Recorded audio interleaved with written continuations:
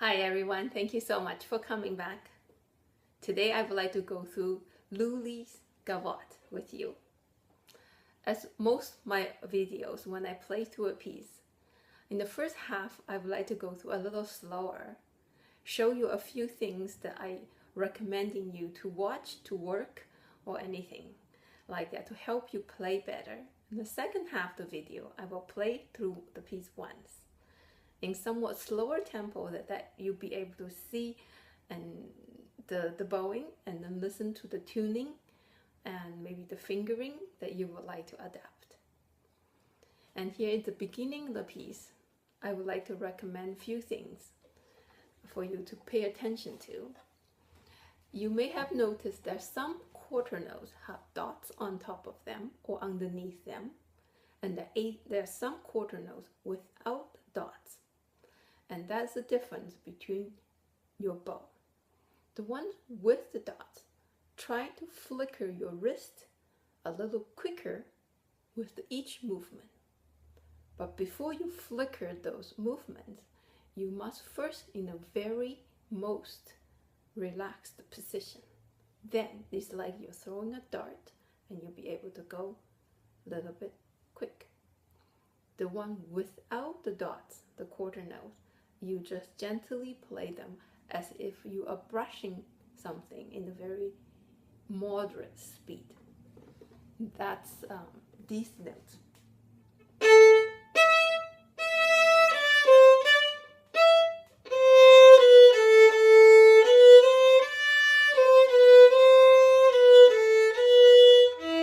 Dot, no dot.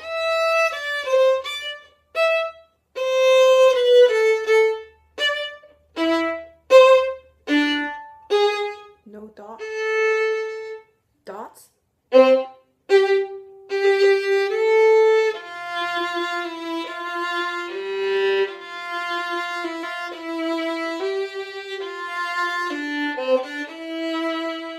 Now more dots.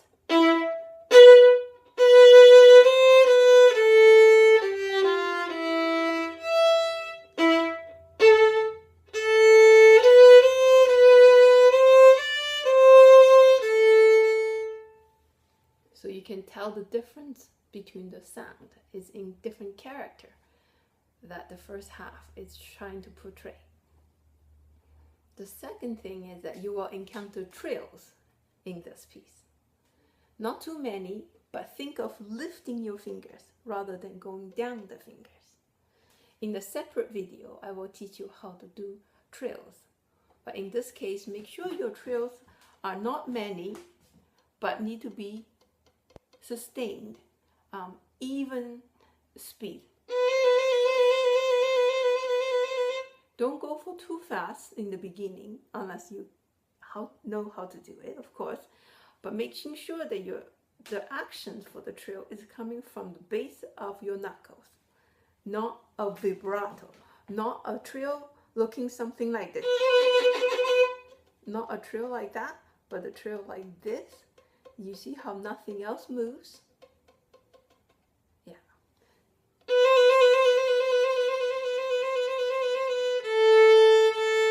So not too fast, don't go for too many.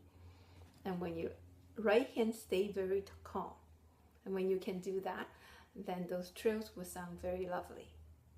And of course that happens twice in the piece. The third thing is from measure 21 on, when the eighth note starting, there is one note which is on the E string, A, B, and you need to reach out to C. That is the note. May I recommend that your third finger stay put very still, become an anchor of that position. So when you reach up to the high C, your position will not be moved from here. You don't go that in order to get the high C. Just A, B, C. You reach out to C, comes back to B, lift, that's your A, and then second finger G sharp, go right against the third finger. So you see the third finger truly becomes the supporting beam or the anchor in that passage. So from measure 22.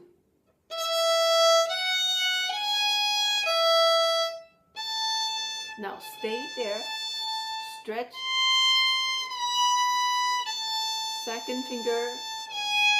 The next note is F natural.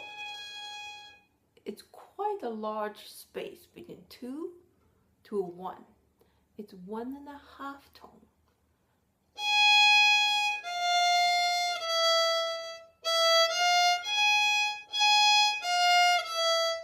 That's the interval you should hear.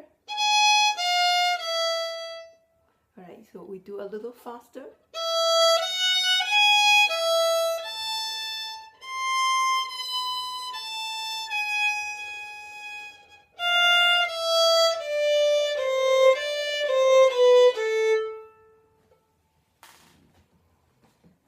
And now I'm going to play through the whole thing. I highly recommend you to use 4th finger. If you can hear what E sounds like, when you start having your E ready, check with open E, making sure your 4th finger is in tune, and then you lift a little bit above the string, and that's how you're going to start the piece. Try not to start the piece with your hand resting in this position, because then that 4th finger will often come as a surprise and most likely will be out of tune.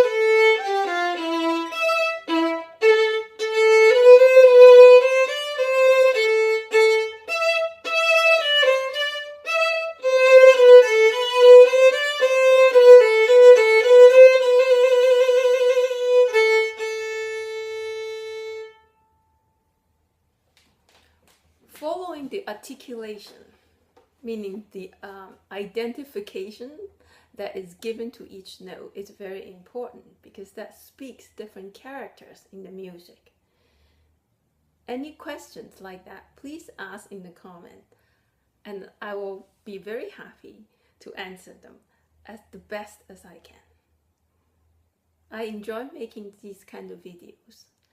Please subscribe and click like. Thank you. I'll see you next piece. Bye.